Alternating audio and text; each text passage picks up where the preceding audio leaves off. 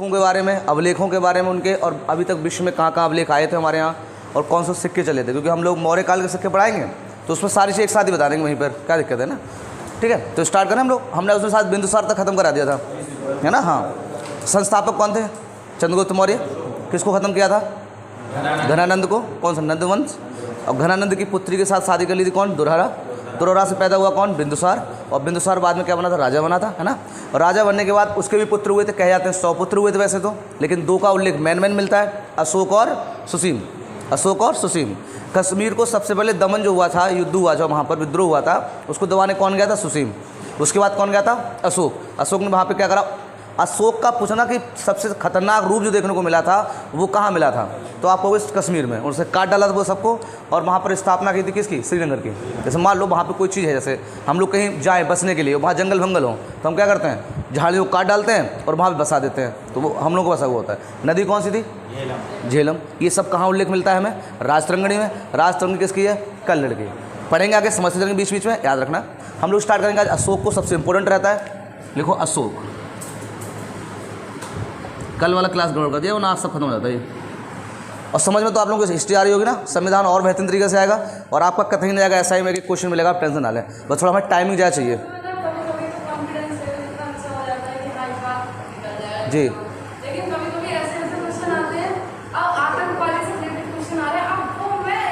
वो कराना है ना, वो भी तो है, वो भी तो उसका पोर्सन मैं कराऊंगा ना। अब मुझे थोड़ा सब्र तो दो, थोड़ा आगे बढ़ाते हैं संविधान को। तो देखो, अगर टाइम टू लेवल से पढ़ते चलोगे तब तो आपको समझ में आता रहेगा। हम बीच बीच से कुदाएंगे ना आपको, तो ये आप गड़बड़ कर दोगे।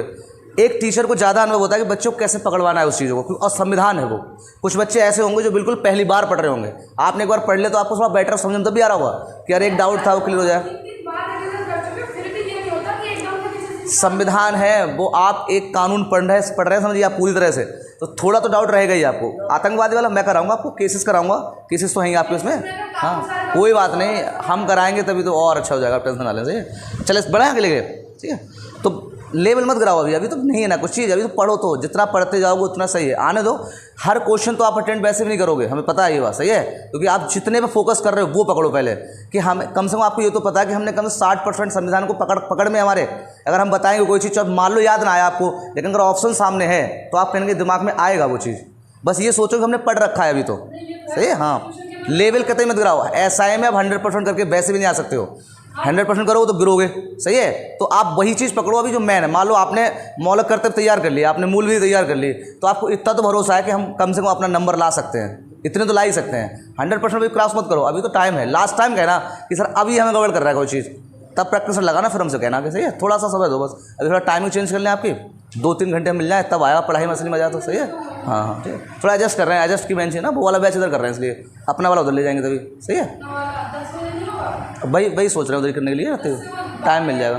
क्योंकि और जो कुछ और बच्चे हैं ना वो भी आने कह रहे हैं कि सर हम टाइम आ जाएंगे, ठीक है। हाँ वो अलग बात है, चलिए पहले यहाँ ध्यान देते हैं,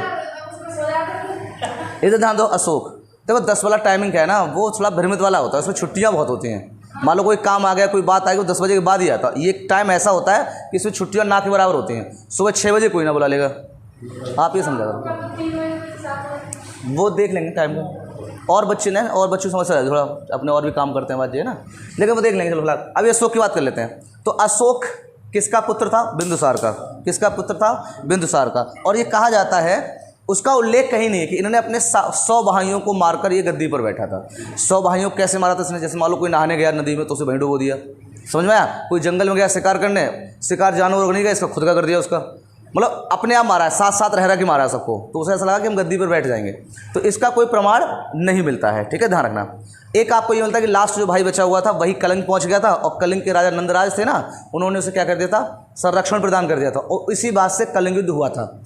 लेकिन कहीं कहीं आपको प्रमाणित मिलता है कि वहाँ पर उसे कलिंग की राजकुमारी पसंद आ गई थी, और राजकुमारी शादी करने से उसे मना कर दिया था। इसलिए पूरा गुस्से में, जैसे कोई प्रपोज करे लड़का और लड़की मना कर दे, ठीक है, तो लड़का क्या करता है? आत्मसम्मान में ठेस पहुंच जाती है उसको, और भाई साहब कुछ ना करेगा उस पर तेजाब फेंक देगा, मतलब चाहे कुछ ना, मतलब उससे कुछ नहीं करेगा उसको बदनाम कर देगा समाज में, समझ में आ रही बात। तो ऐसे क्या करा अशोक ने, बोला अरे भाई साहब इतने बड़े राजा होके हमारे लिए हमें लड़की ने मना कर दिया। तो और जब आदमी को प्रतिष्ठित होता है ना, जैसे सब कहते होते भैया ये लड़का बड़ा स्मार्ट है, जहाँ भैया प्रपोज जिस लड़की से कर देगा ना तुरंत मान जाएगी, और लड़की मना कर दे तो उसको ज़्यादा हाथ पहुँचता है। एक उबड़ खाबड़ है, उसे कोई फर्क नहीं पड़ता, बोलो कोई बात नहीं, हमारा तो वैसे नहीं था, ठीक है, तो वो नसीब को समझ कर छोड़ देता है। लेकिन अशोक के साथ ऐसा नहीं हुआ भाई, सम्राट था, राजा था, ऊपर से क्रूर था, ताकत थी, और उस राज्य का राजा था जो उस टाइम पर क्या था, सबसे बड़ा था। क्या था, सबसे बड़ा था। तो इसलिए ये कहा जाता है, बट इसका कोई ज़्यादा खास प्रमाण नहीं है कि युद्ध कैसे हुआ था वो, ठीक है। बस दो दो कहानियाँ मिलती हैं अलग अलग, कि भाई की वजह से हुआ था, और कुछ कुछ उसमें लिखा होता है कि राजकुमारी की वजह से हुआ था वहाँ की, ठीक है, ध्यान रखना। तो स्टार्ट करें, कहाँ कैसे क्या कर रहे हैं। तो देखिए अशोक का सबसे पहले, अशोक का देखिए ये लिखिए, इसका जो राज रहा था 269 से 232 तक रहा था, मतलब 232 तक इसने राज किया था। 269 ईस्वी से कितना रहा था ये, 232 तक इसका राज्य रहा था। और अगर टोटल पूछेगा ना मौर्य काल का, पूरा मौर्य काल का, बताओ कितना रहा था, जल्दी बताओ, पूरे मौर्य काल का कितना रहा था। 137 वर्ष। ना ईस्वी में आएगा ये, तो ईसा पूर्व कौन आएगा। अच्छा हाँ सॉरी, ये तो अशोक का हो रहा है ना, तो ईसा उल्टा होगा तो ईसा पूर्व ही जाएगा, ईसा पूर्व। अगर पूरे मौर्य काल का पूछेगा, पूरे मौर्य काल का बताओ, पूरे मौर्य काल का, और टोटल मौर्य काल कितने वर्षों तक रहा था, सब मिलाकर जितने राजा थे उनको सबको मिलाकर कितने वर्षों तक रहा था। तो लिखो 137 वर्षों तक, 137 वर्षों तक कितने। और ये बात कहाँ मिलती है, देखो पुराणों में मिलती है। कहाँ मिलती है, पुराणों में। पुराण जानते हैं कितने हैं, पुराणों की संख्या 18 है। अब पुराणों में किस में मिलता है ये बताओ, पुराणों में कौन से पुराण मिलता है मौर्य काल का उल्लेख, जल्दी बताइए, पुराणों में किस में मिलता है ये बताएं। विष्णु पुराण में मिलता है या अग्नि पुराण में मिलता है, बोलो। अग्नि पुराण में मिलता है, किस में मिलेगा, अग्नि पुराण में।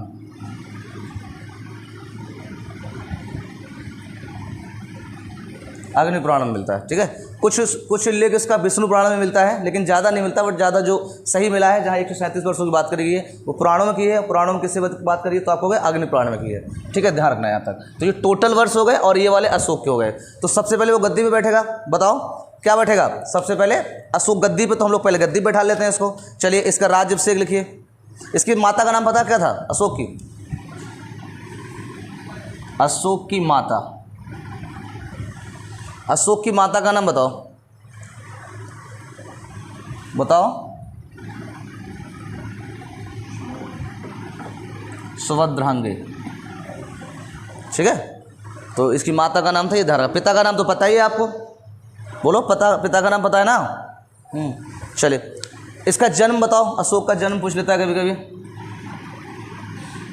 जन्म 304 ईसा पूर्व, 304 ईसा पूर्व जन्म हुआ था इसका, सही है। पिता का नाम बिंबिसार, ये तो आपको पता ही है। राजगद्दी पे कब बैठा था, राजगद्दी पे कब बैठा था, 269 पे लिखो, 269 ईसा पूर्व कब बैठा था, 269 ईसा पूर्व में बैठा था, किसमें, गद्दी में, ठीक है। कोई यहाँ तक दिक्कत, ठीक। आगे बढ़ते हैं। 8 वर्षों के बाद क्या कर दिया उसने,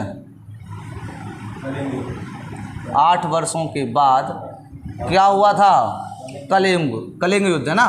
तो कलिंग युद्ध की अगर हम बात करें तो कलिंग युद्ध फिर कब किस टाइम रहेगा ये बताओ। 69 में से 8 घटा दो तो 261 डेट आ चुकी है इसकी। तो कलिंग युद्ध जो हुआ था वो कब हुआ था, 261 ईसा पूर्व हुआ था, ठीक है। पूछेगा कि कलिंग युद्ध का जो उल्लेख मिलता है वो कहाँ मिलता है, उल्लेख कहाँ मिलता है ना।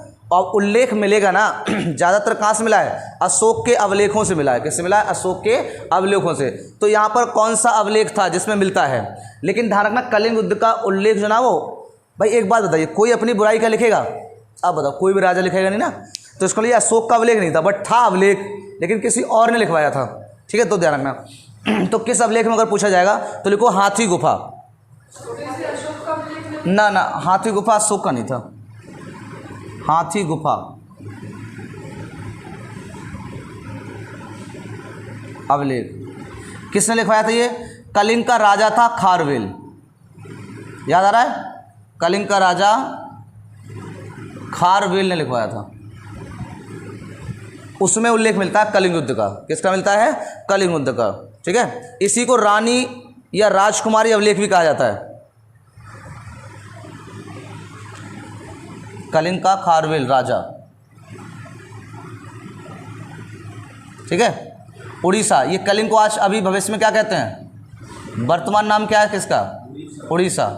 इसी हाथी गुफा के अभिलेख को क्या बोलते हैं हम लोग? रानी का अभिलेख।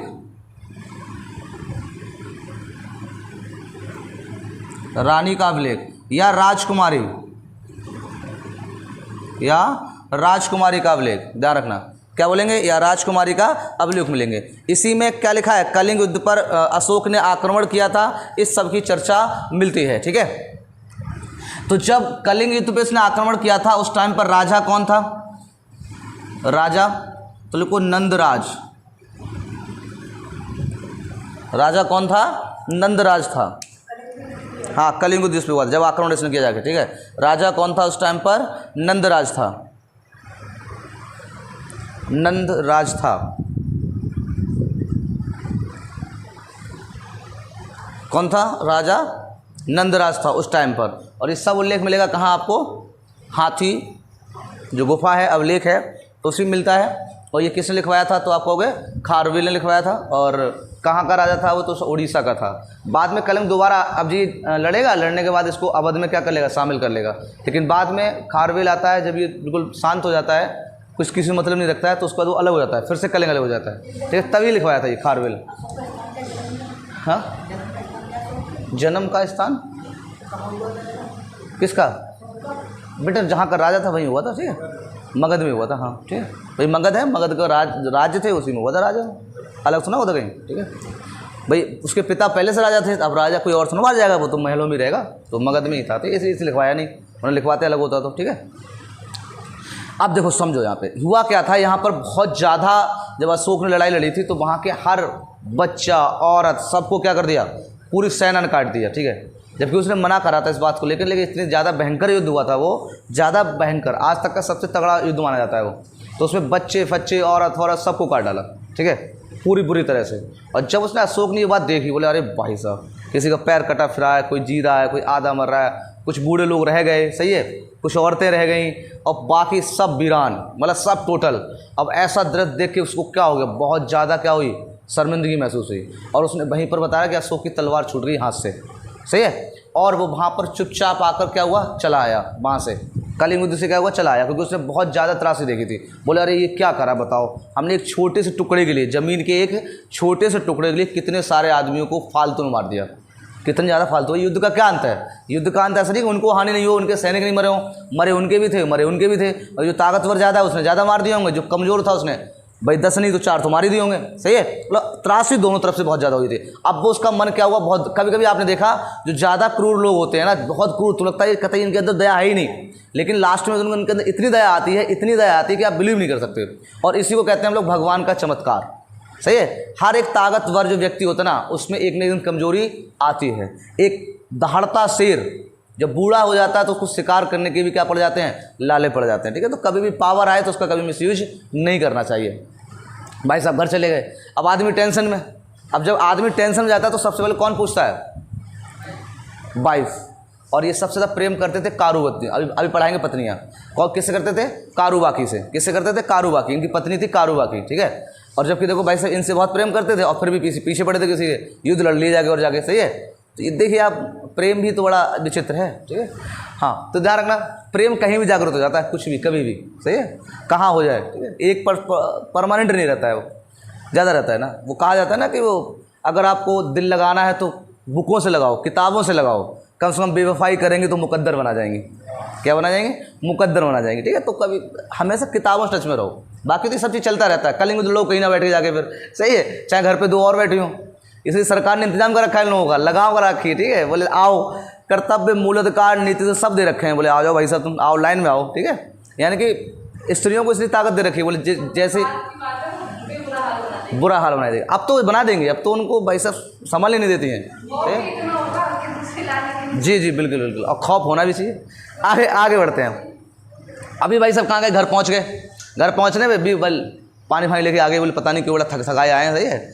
और वो आए भाई आदमी टेंशन में ना, तो फिर देखता नहीं किससे प्रेम कर रहा है, किससे क्या कर रहा है, और वो बहुत उस पर क्या, वो बहुत डांट दिए, बोले अरे भाग यहाँ से, यहाँ दिमाग खराब है, तू पानी फानी लेके घूम रही है। अब बोले यार हमसे इतना प्रेम करते हैं, आज पता नहीं कुछ ज़्यादा ही गड़बड़ लग रहा है मामला, ठीक है। फिर ये बताया जाता है कि काफ़ी टाइम तक बड़े शांत रहे थे, बहुत शांत रहे थे ना। उसके बाद इनका एक भतीजा था, कौन था, भतीजा, ठीक है। पूछा जाता है कि सबसे पहले वो बौद्ध क्या नाम है वंश अपनाने के लिए सबसे प्रेरित किससे हुए थे, तो उनका भतीजा था ना वो निग्रोथ। कौन था, निग्रोथ। वो बड़ा शांत रहता था, बड़ा शांत, मौज मस्ती में आराम, कोई मतलब नहीं उसको। और ने देखा उसको, बोले यार इधर आ, तू बड़ा शांत रहता भाई, क्या मतलब है, ऐसा क्या रीज़न है तेरा। तो वो कहता नहीं हम तो बौद्ध धर्म के अनुयायी हैं, तो हम तो आष्टिंग मार्ग अपनाए हुए हैं। आष्टिंग मार्ग हमने पढ़ाए हैं आपको, हैं पढ़ाए नहीं, हाँ। तो बोले हम तो आष्टिंग मार्ग अपनाए हुए भाई बौद्ध के, और बस मस्त रहते हैं, हमें कोई मतलब ही नहीं है। और हमारे उसमें साफ साफ कहा गया कि किसी को मारो ना, पीटो ना, खुद पीटो। बोले तुम तो जब देखो तब लड़ते ही रहते हो, ये लड़ना बंद करो पहले, तो तब तो तुम शांत हो गए, तुम्हारी आत्मा साफ होगी, ठीक है। तो बोले जवाब तो सही है। तो बोले यार हम भी बौद्ध धर्म अपना लें फिर। तो बोले गुरुत्व बोला, बोले भाई देखो हम तो एक अनुयायी हैं, हमें इसके बारे में दीक्षा वीक्षा कुछ पता तो है नहीं, हम अपने गुरु से मिला देंगे। किससे मिला देंगे, गुरु से। तो वो किससे मिले फिर, उपगुप्त से। किससे मिले थे, उपगुप्त को। तो ध्यान रखना, अगर दीक्षा की बात करेगा कि अशोक को दीक्षा किसने दी थी, तो आप उपगुप्त को बताएंगे। प्रेरित किससे हुआ था, प्रेरणा किससे ली थी, तो निग्रोथ से ली थी। किससे ली थी, निग्रोथ से ली थी। तो नोट कराएं हम लोग। तो इस युद्ध के बाद क्या हुआ था, बहुत बड़ा त्रासदी हो गई थी। और उसके बाद ये क्या हुआ, घर जाने के बाद इस बौद्ध धर्म के लिए, किसके लिए, बौद्ध धर्म के लिए, बौद्ध धर्म के लिए प्रेरणा किससे ली। मैं शॉर्ट में लिख रहा हूँ, आप पूरा अपना लिख सकते हैं, हम बोल रहे हैं, ठीक है। बौद्ध धर्म से के लिए प्रेरणा कहाँ से ली थी, तो आप लिखो निग्रोथ से ली थी। किससे ली थी, निग्रोथ, निग्रोथ से ली थी। किससे ली थी, निग्रोथ से। किससे ली थी, निग्रोथ। कौन था इसका, भतीजा था। तो अगर आपसे, और निग्रोथ का जो गुरु थे वो कौन थे, गुरु कौन थे, उपगुप्त। तो अगर गुरु की बात करेगा, अशोक के भी गुरु की बात करेगा, तो आप किसे बताएंगे, उपगुप्त को बताएंगे, ठीक है। यानी कि बौद्ध धर्म के बारे में संपूर्ण जानकारी जो दी थी वो किसने दी थी, राजा, वो सॉरी उपगुप्त ने दी थी। किसको, अशोक को। किसको दी थी, उपगुप्त को दी थी। उपगुप्त ने दी थी किसको, अशोक को। अब एक बात ध्यान रखना, ये देखो कुछ लोग होते हैं ना, वो कट्टर वाले होते हैं। क्या होते हैं, कट्टर वाले, कि सिर्फ हमारा धर्म मानो, बाकी और किसी का धर्म मत मानो। आप हमारे धर्म में आओ, बाकी तुम्हें दूसरे मत में कोई नहीं है। लेकिन अशोक ने ऐसा नहीं किया, जबकि राजा था।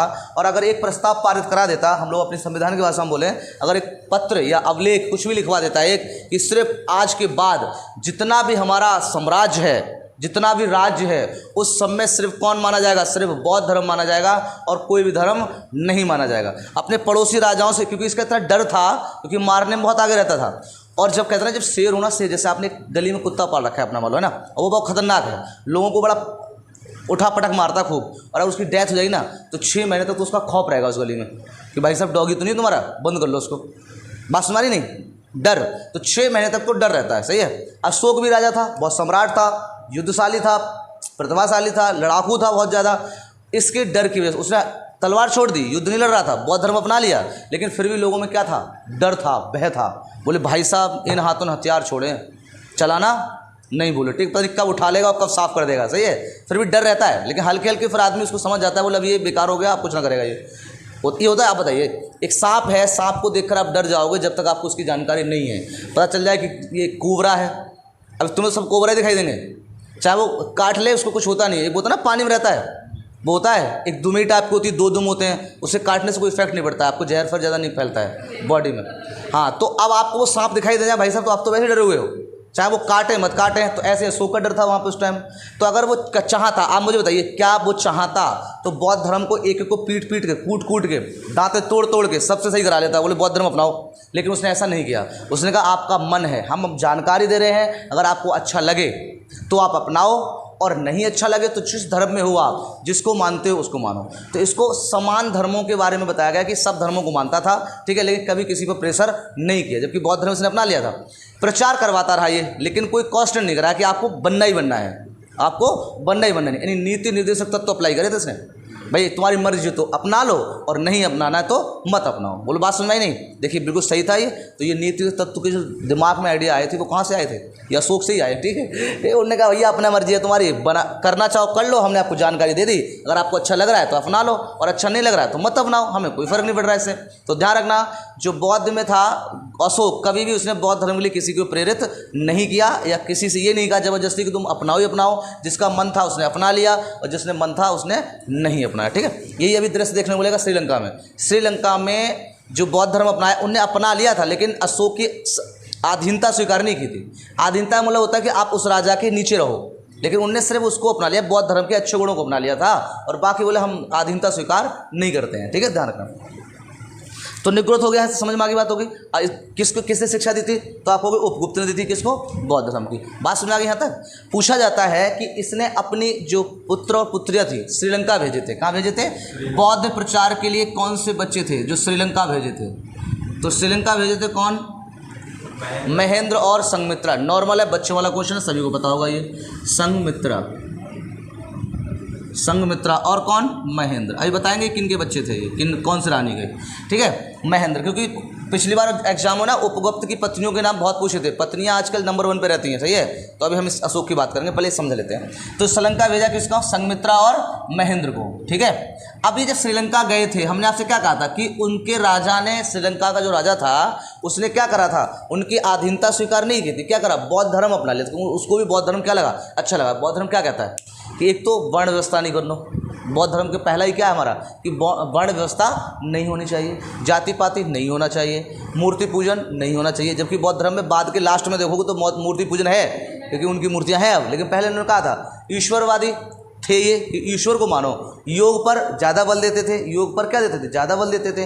पुनर्जन्म पर विश्वास करते थे, जबकि जैन धर्म वाले नहीं करते हैं। फिर आत्मा को इतना कूटो दोबारा लौट के ही नहीं आए। सही है भाई। किसी व्यक्ति को रोज रोज कूटोगे, मान लो एक पत्नी है, पति को रोज कूटती सुबह, तो वो कब तक बेचारा झेलेगा? चला तो जाएगा ही छोड़ के, चला जाएगा नहीं चला जाएगा? बताओ। तो ऐसे ही जैन धर्म में कहता है इतनी आत्मा को ढूंढो। अच्छा एक बताओ, घर से अगर कोई परेशान व्यक्ति होगा तो घर नहीं जाएगा, लेकिन मौत को गोली लगा लेगा।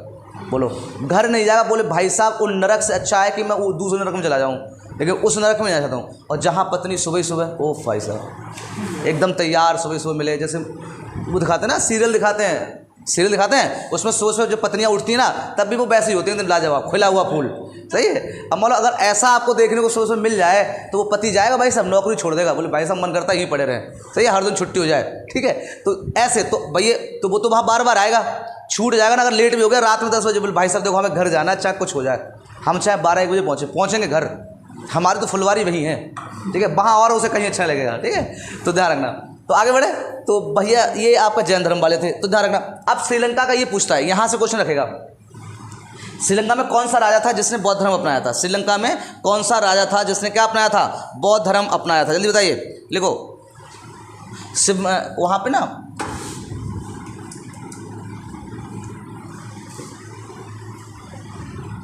सिविली वंश था, सिविली वंश का राजा था, उसने अपनाया था। सिविली वंश आज भी है वहाँ पर ये, और वो लोग आप भी मानते हैं, सही है। सिविली वंश कौन सा था? सिविली वंश, ये श्रीलंका में अपनाया था, ध्यान रखना। सिविली वंश कौन सा था? सिविली वंश।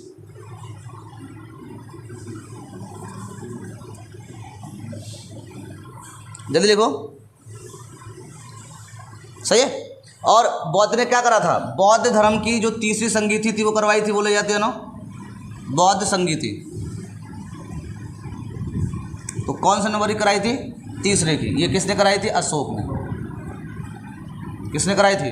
अशोक ने। तीसरी कराई थी ना। कहाँ हुई थी तीसरी, जरा बताओ कहाँ हुई थी?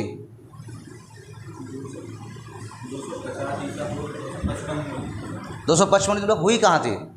कलिंग में हुई थी भाई, सीधी बात है। कहाँ हुई थी? कलिंग में हुई थी, ध्यान रखना, ठीक है। चलिए आगे बात करते हैं। अब देखिए पूछा जाता है कि अशोक ने ये विस्तार कहाँ कहाँ कराया था? बौद्ध धर्म का, ध्यान रखना। बौद्ध धर्म का प्रचार श्रीलंका कराया, एक श्रीलंका आपको याद रहता है, लेकिन और भी पूछ सकता है आपसे, तो ध्यान रखना। बौद्ध धर्म का प्रचार श्रीलंका के अलावा और कहाँ कहाँ कराया था? देखो तुर्की, तुर्की में इसने भी कराया था अशोक ने, ध्यान रखना। तुर्की में भी प्रचार करवाया था, वहाँ तक गया था, तुर्की तक ही घूमता रहा बौद्ध धर्म के चक्कर में फिर आराम से। लेकिन कभी भी किसी से क्या कराया, लड़ाई लड़के या डांट कर बौद्ध धर्म नहीं अपनवाया था। उसने उसके बारे में बता दिया, बोले अगर आपकी मर्जी है तो अपना लो, नहीं मर्जी है तो कोई बात नहीं, हम कोई प्रेशर नहीं कर रहे हैं। अगर आपको इसके सिद्धांत अच्छे लग रहे हैं बौद्ध धर्म के तो आप अपनाओ, और नहीं तो कोई बात नहीं। लड़ाई उसने कहीं लड़ी तुर्की, वहाँ अभिलेख में मिलेगा, उल्लेख अभिलेख बताएंगे अभी हम। तुर्की बता क्या होता है, ये एशिया का क्या है, एशिया माइनर बोलते हैं इसे। क्या बोलते हैं, एशिया माइनर। ध्यान रखना, तुर्की को क्या बोलते हैं, एशिया माइनर। तुर्की कहाँ है, कौन से राज्य उसमें है, महाद्वीप में, इसे एशिया माइनर बोलते हैं। ध्यान रखना, ये काम आएगा, एशिया माइनर।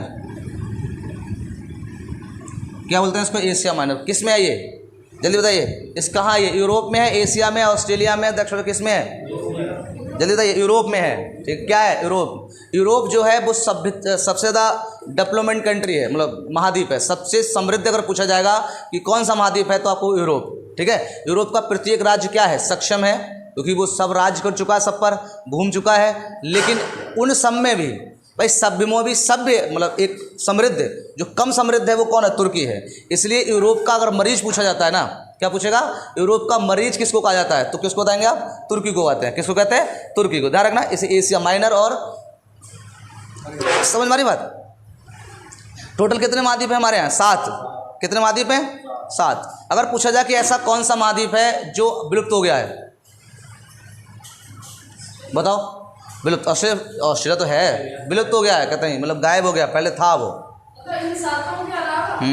8वां था, जब पृथ्वी बनी तो 8वां था, लेकिन बाद में उसे जल पहुंच गया उसके अंदर, अब वो गायब हो गया पूरी तरह से। जिलेंडिया महाद्वीप जो ऑस्ट्रेलिया के जस्ट नीचे पड़ता था, अब वो समुद्र में अंदर।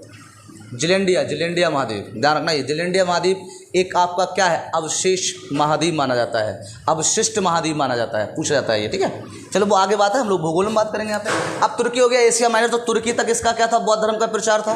पाकिस्तान में भी इसने करवाया था, पाकिस्तान में, अफगानिस्तान में भी करवाया था। किन किन उल्लेख में मिलेगा, इन्होंने उल्लेख भी लिखे थे उसमें। अफगानिस्तान, ठीक है, लिख लो फटाफट। कहाँ, अफगानिस्तान में, तुर्की, अफगानिस्तान और पाकिस्तान, इन सब में करवाया था। और यहाँ पर अवलेख भी लिखवाए थे। क्या लिखवाए थे, अवलेख। किस किस लैंग्वेज लिखवाए थे आगे जाकर और हम बताएंगे आपको लाइन से, ठीक है। ध्यान रखना यहाँ तक। तो बोले यहाँ तक कोई दिक्कत, सही है। अच्छा बताइए, सबसे पूछा जाता है कि अशोक ने बौद्ध धर्म के किस चीज़ को आगे बढ़ाया। त्रिपिटक पढ़ाए थे हमने, धम्म बौद्ध धम्म, है ना, वो बौद्ध धम्म गच्छामी बोलते हैं ना उसमें। तो 3 बताए थे, धम्म बताया था, बौद्ध बताया था, एक और बताया था, बौद्ध धम्म, हाँ, शरणम बताया था ये। तो ये पूछा जाता है कि बौद्ध में अशोक ने किसको बढ़ावा दिया था, तो लोगों को धम्म को बढ़ावा दिया था। इसने बौद्ध धर्म में किसको बढ़ावा दिया था, तो आपको वो धम्म को दिया था। धम्म था क्या, बताओ, धम्म बता क्या था, जल्दी बोलो, धम्म क्या था, बोला करिए, याद नहीं करते हम लोग, पढ़ते नहीं हो। धम्म क्या था, बताओ बताओ, धम्म क्या था,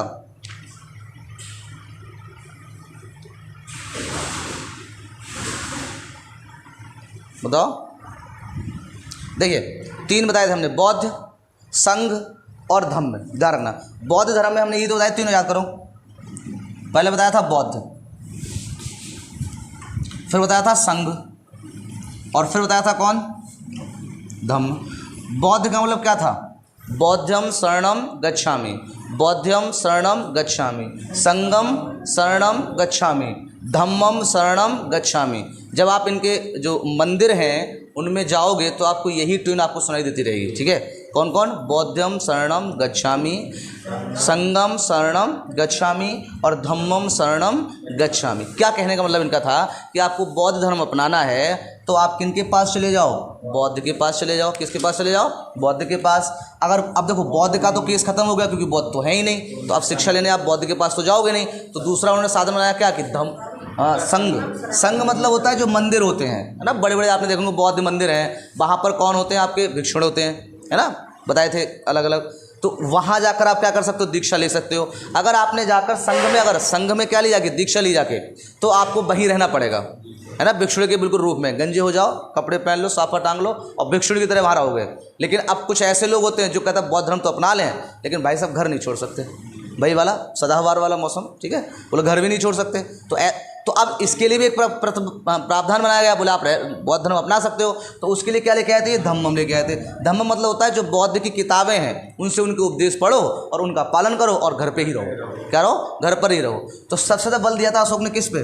धम्मम पे। बोले उनके उपदेश पढ़ लो, किताबें पढ़ लो और उनका क्या करो? आराम से पालन करो। तो ध्यान रखना, इसके लिए इसने क्या बनाया था? बोलो, एक अधिकारी बनाया था, एक अधिकारी नियुक्त किया गया था। किसके लिए? धम्मम के लिए, बौद्ध धर्म को बढ़ावा देने के लिए एक अधिकारी, उसका नाम पूछेगा, लिखो धम्म महामात्र। अधिकारी का नाम क्या था?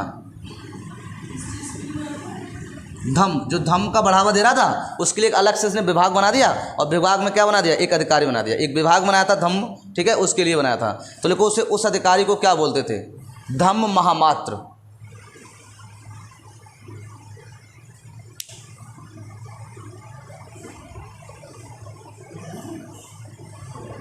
हाँ, धम्म महामात्र, या इसे महाभाव्य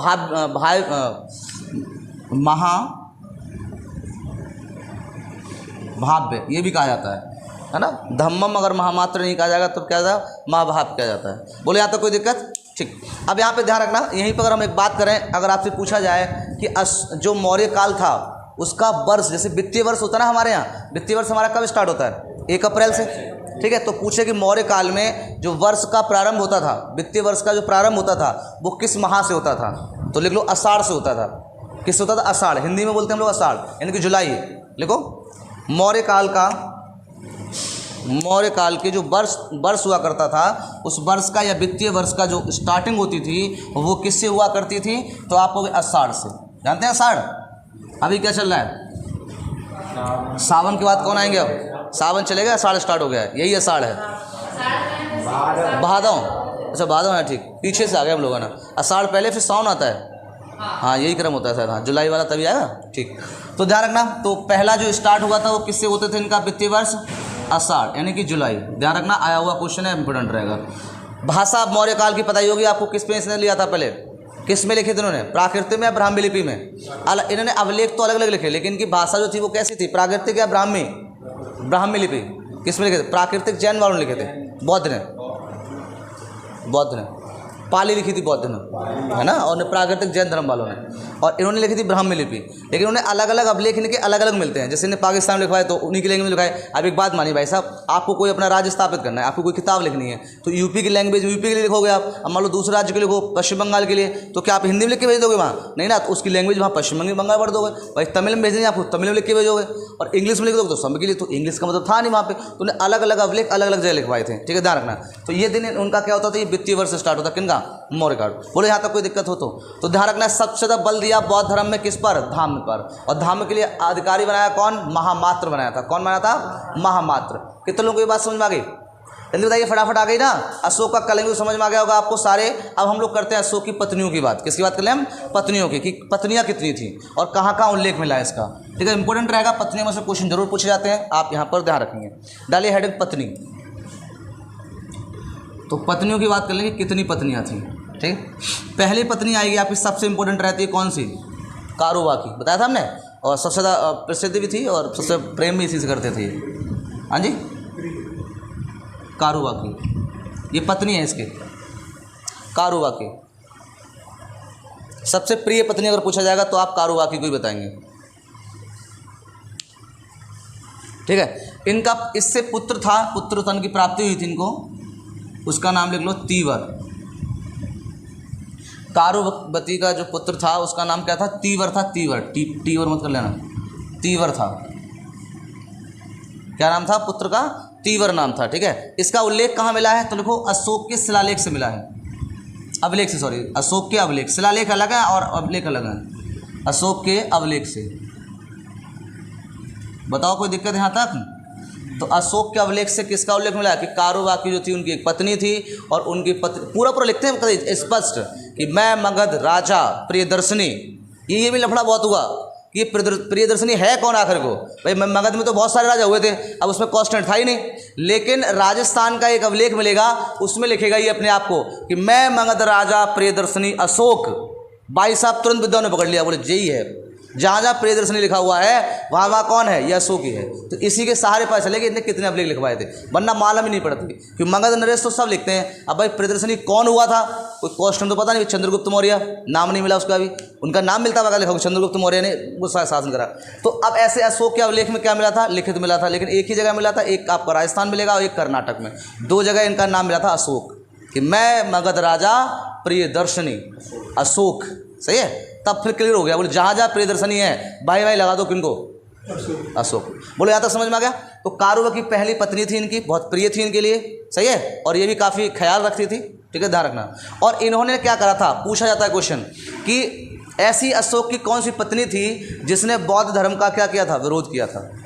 बौद्ध धर्म का क्या किया था, विरोध। भाई साहब क्वेश्चन यहाँ फंसाते हैं ये, बाकी तो ये नॉर्मल है कि चच्चा कौन था, श्रीलंका कौन चला गया, तो ग्रुप डी वाले क्वेश्चन पूछने वाले हैं। ऐसा ही पूछा बिल्कुल नीचे से। सही है भाई नॉर्मल जी तो पूछने वाले होते तो आप याद भी रह जाते हैं, हम लोगों को बच्चे पढ़ लेते हैं लूसेंट से उठा उठा के, ठीक है। अभिलेखों से पूछेगा या तो आपको उठाकर, या फिर इनकी कुछ ऐसी चीज़ों से पूछेगा।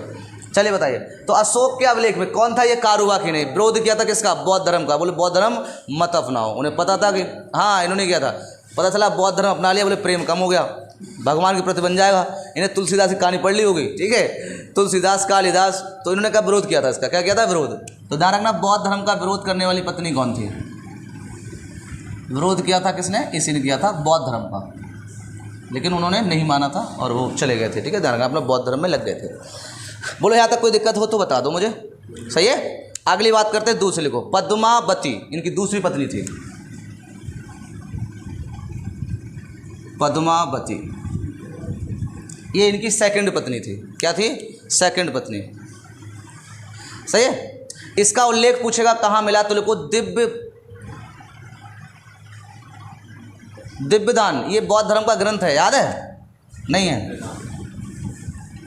दिव्यदान ये बौद्ध धर्म का ग्रंथ है, उसमें उल्लेख मिलता है इसका, बौद्ध धर्म ग्रंथ। आप डायरेक्ट अपना बना लेना पूरा। आप नोट्स बना रहे हो, नोट्स बनाते रहना, देखो, ठीक है, बाद में मुझसे मत करना कुछ भी, अभी आप पूछ लिया करो मुझसे। तो बौद्ध धर्म का जो आपका दिव्यदान है, आप देखना दिव्यदान क्या है, बौद्ध धर्म का एक ग्रंथ है, उसमें मिलता है पद्मावती का क्या मिलता है, उल्लेख मिलता है। तो ये पूछा जाएगा कि बौद्ध धर्म को अपनाने को प्रेरित किसने कर दिया था, किस पत्नी ने, तो किसने किया था। अब एक बताओ, जो आदमी विरोध कर रहा हो तो क्या बौद्ध धर्म वाले इसका उल्लेख देंगे, बोलो आप बताओ। जो जिसके हित में है भाई उसका गान गाया जाएगा। तो ये इसके हित में, इनके हित की में थी, तो बोले भाई साहब इनका डालो, ये पत्नी गायब कर दो। सही है, तो ध्यान रखना। तो बौद्ध धर्म के दिव्यदान में किस में मिला, ये बात खासियत है, आप जिसके प्रिय हैं, आप पास में हैं, तो आप उसी की तारीफ पसंद करते हो और बाकी दूसरे की तारीफ पसंद नहीं करते। पति पत्नी में ये ह्यूमैनिटी होती है, मानव नेचर है।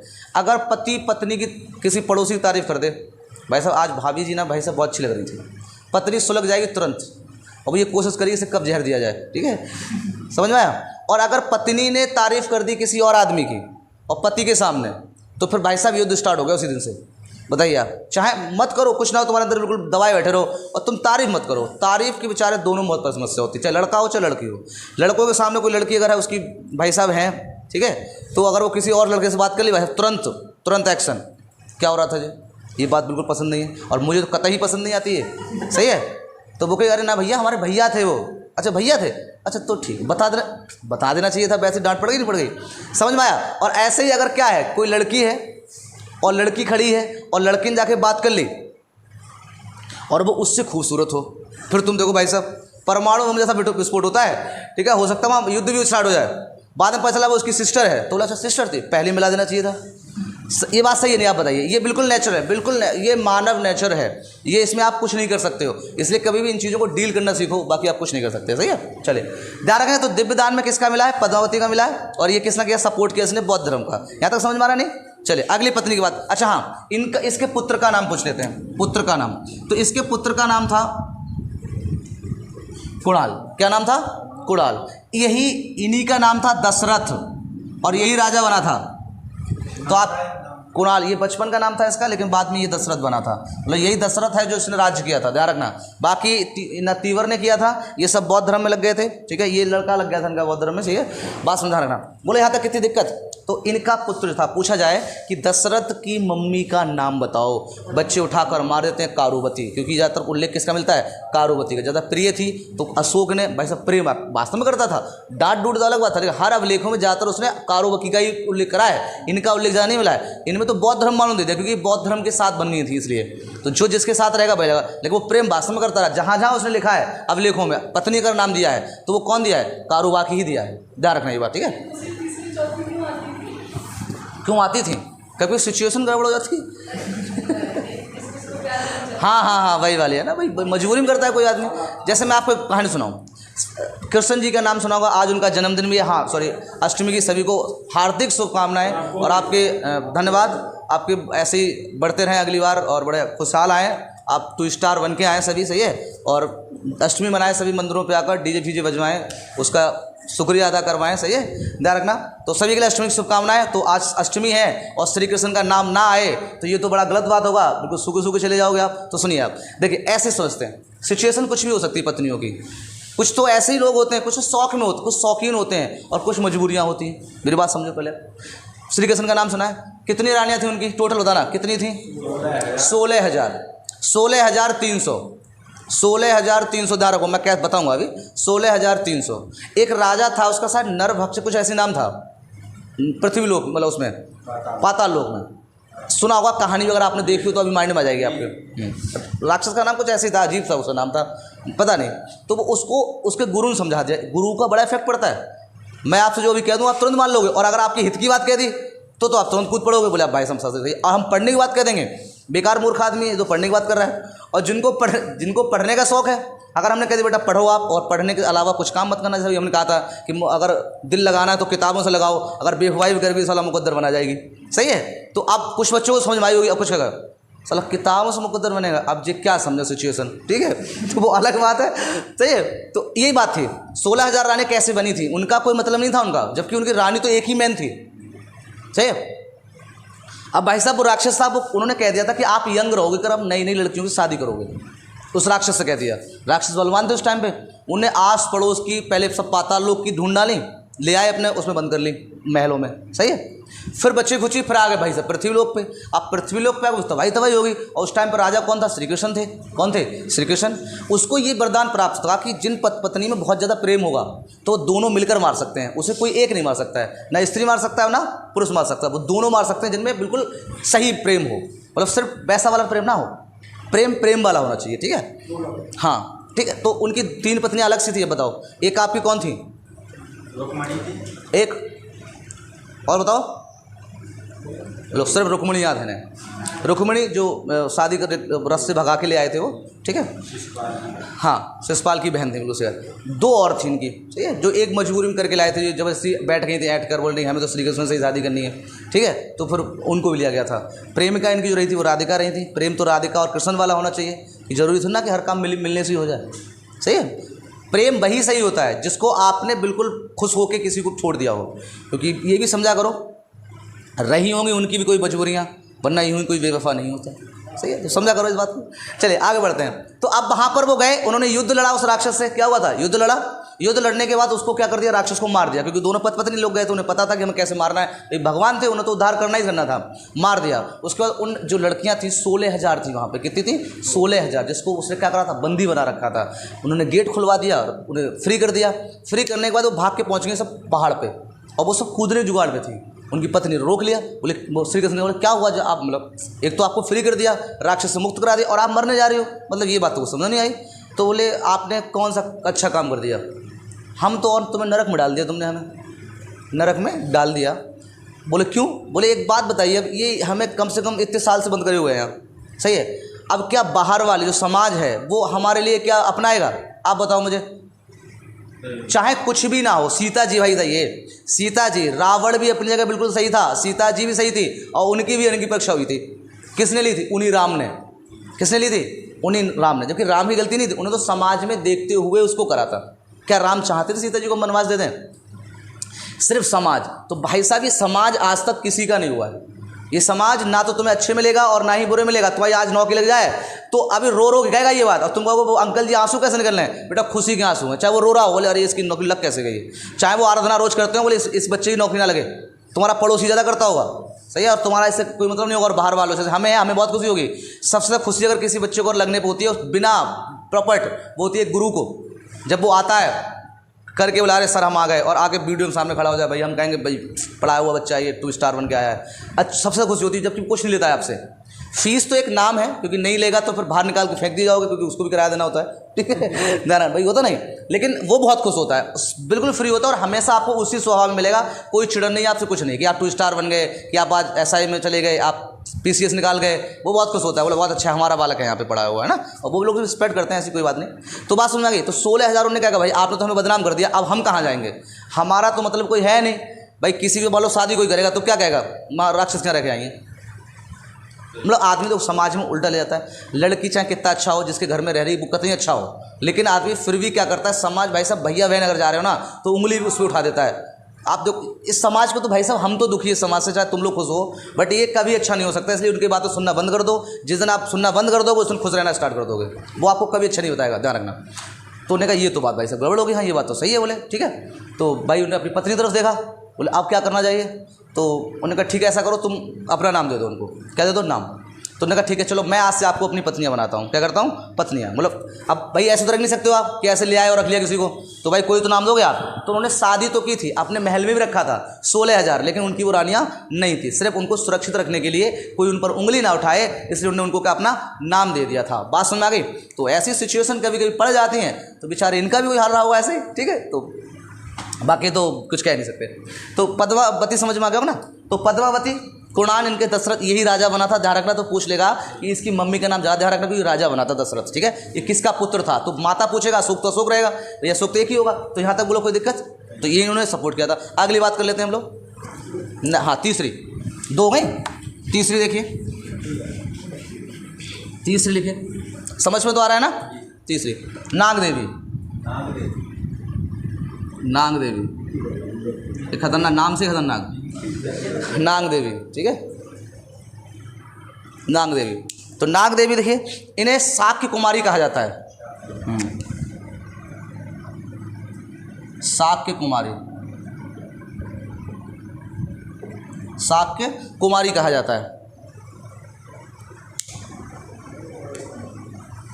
ठीक है। ये प्रथम पत्नी मानी जाती हैं, क्या मानी जाती है, प्रथम पत्नी, ध्यान रखना। और ये उज्जैन की थी, लिखिए ये प्रथम पत्नी, मतलब शादी सबसे पहले अगर पूछी जाए किससे हुई थी तो प्रथम पत्नी मानी जाती हैं। हो सकता है वो तो कुछ भी हो सकता है, लेकिन प्रेम तो भाई किसी सही से हो सकता है। कोई मजबूरी में, भाई कोई मजबूरी में कर लेता है, बोले ठीक है भाई, बाद में प्रेम हो गया। बहुत सारा होता है शादीशुदा लोग होते हैं, उन्हें प्रेम बाद में होता है, बोला समझ नहीं आता है, 4 बच्चे हो जाएंगे तब प्रेम जागेगा उनका किसी प्रति की और, ठीक है। आप देखो भाई साहब, फैमिली में 4 बच्चे बैठे होते हैं घर पे हैं, हाँ तब उन्हें प्रेम जागता है, और वो भी 16 साल लड़की के प्रति। आप बता, होता है ये, हाँ ये फैक्ट है, सही है।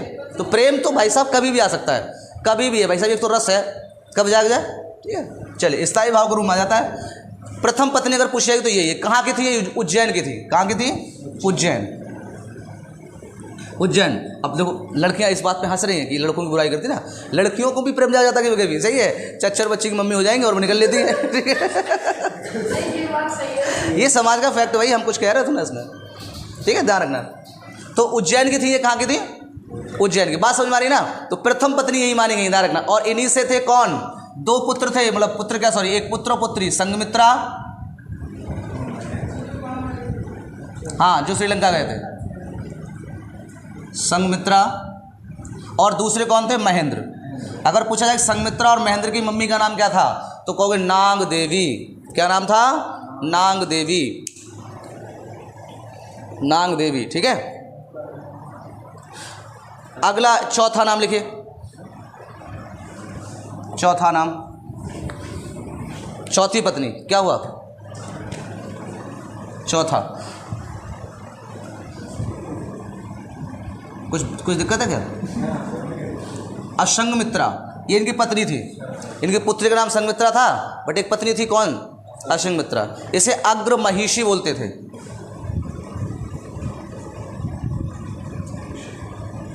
अग्र महिषी इनके नाम था, उपनाम मतलब, ठीक है। इसे पटरानी बताया जाता है कि ये पटरानी थी। पटरानी जानते हो?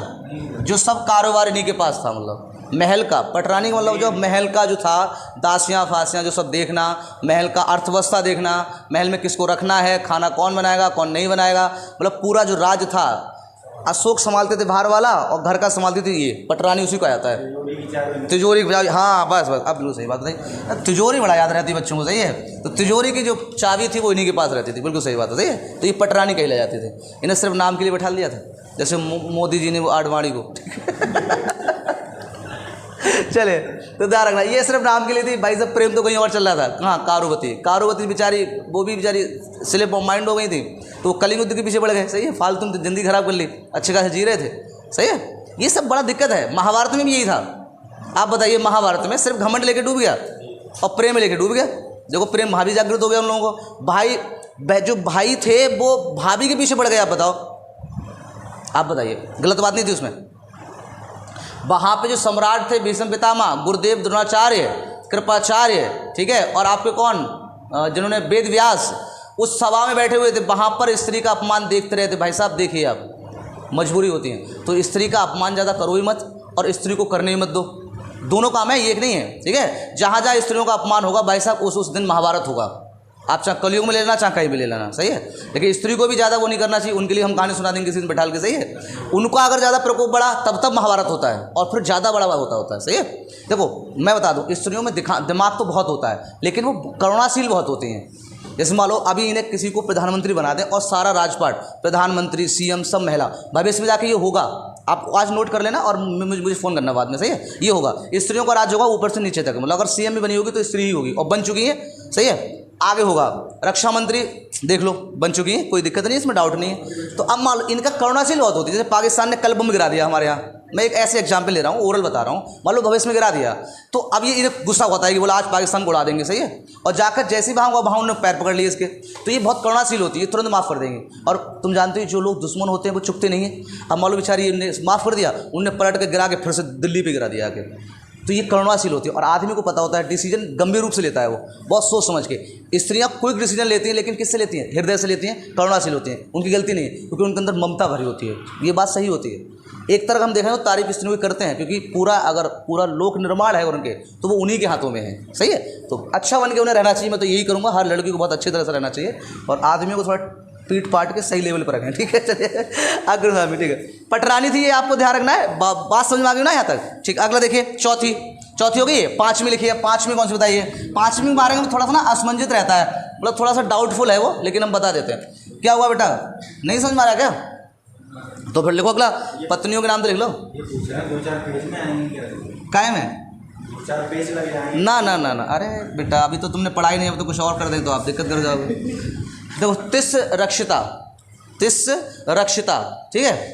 हाँ, ये भी उल्लेख मिलता है इनके शिलालेखों में, सही है। लेकिन एक शिलालेख इनका ऐसा मिला है जहाँ पर तिस रक्षित, जैसे अभी हमने बताया था कि हर अभिलेख में लिखा था उन्होंने क्या, कि मैं मगध नरेश प्रियदर्शनी, मैं मगध नरेश प्रियदर्शनी। पुराणों में इसका उल्लेख मिलता है, प्रियदर्शनी अशोक का नाम है, प्रियदर्शनी, ठीक है। तो मैं मगध प्रियदर्शनी ऐसे ही करके लिखा हुआ था। तो ऐसे ही इस पत्नी का नाम मिला है, तिक्षशिला की पत्नी थी इनकी। लेकिन एक अभिलेख ऐसा मिला जिसमें कहा गया था कि कारुबाकी जो थी ना, कारुबाकी को प्रेम से, कौन, अशोक, बड़े प्रेम से क्या बुलाते थे। ये कहाँ लिखा गया है? अभिलेख में, सही है।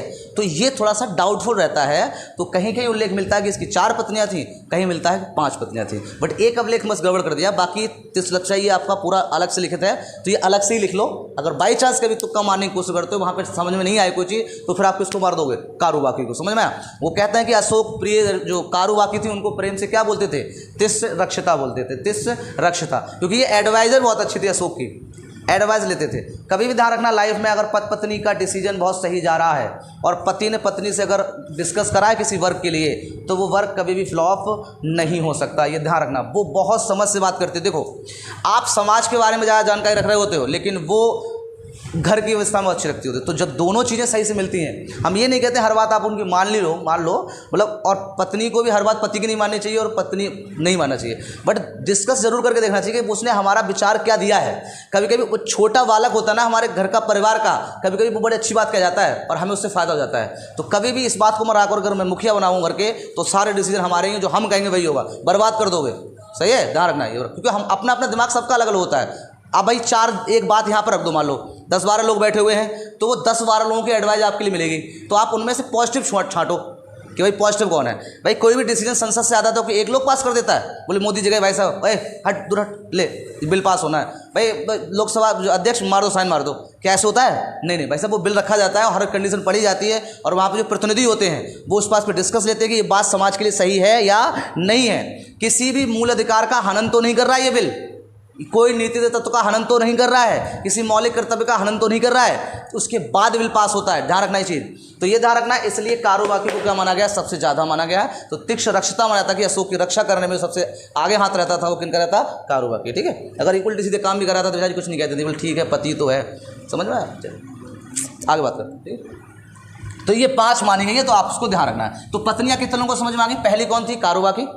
कारोबाकी जो मिला है वो अभिलेख से मिलता है। इनकी पुत्र का नाम क्या था जिससे जन्म लिया था? नहीं, वैसे करो जो हमने क्रम लिखवाया, आप वैसे याद करो, वैसे कोई दिक्कत नहीं। कारोबाकी, क्योंकि इंपोर्टेंट सबसे ज़्यादा अभिलेखों में उल्लेख इन्हीं का मिला है, कारोबाकी का ही। तो कारोबाकी पहले, इनके पुत्र का नाम बताओ जल्दी। तीवर है, कहाँ मिला है इसका? अशोक के अभिलेखों में सबसे प्रिय यही मानी जाती हैं। ठीक है, दूसरी पद्मावती। पद्मावती से दिव्यदान में उल्लेख मिला, बौद्ध धर्म को अपनाया। विरोध किसने किया था? कारोबाकी ने। अपनाने की बात किसने की थी? ठीक, इनके पुत्र का नाम था कुणाल। दशरथ बने थे बाद में, यही शासक बनेंगे, उत्तराधिकारी बनेंगे। ठीक है, नाग देवी तीसरी मानी गई है, लेकिन वैसे अगर देखा जाए शिलालेखों में इनका जो उल्लेख मिला है वो प्रथम का माना गया कि पहली पत्नी कौन थी? नाग देवी थी, जिनसे पुत्र कौन हुए थे? संघमित्रा और महेंद्र हुए थे। कौन हुए? संघमित्रा और महेंद्र। ये सबसे सीधी पत्नी मानी गई थी, ये जहाँ अशोक कहते थे वहीं चली जाती थी, मतलब जिस चीज़ में, जैसे बौद्ध धर्म अपना लो, अपना लिया। ठीक है, लेकिन कारोबाकी बोले नहीं, तुम्हें अपना तुम अपना लो, हम तो ये रहेंगे। सही है, जैसे अकबर और कौन थी? जोधा।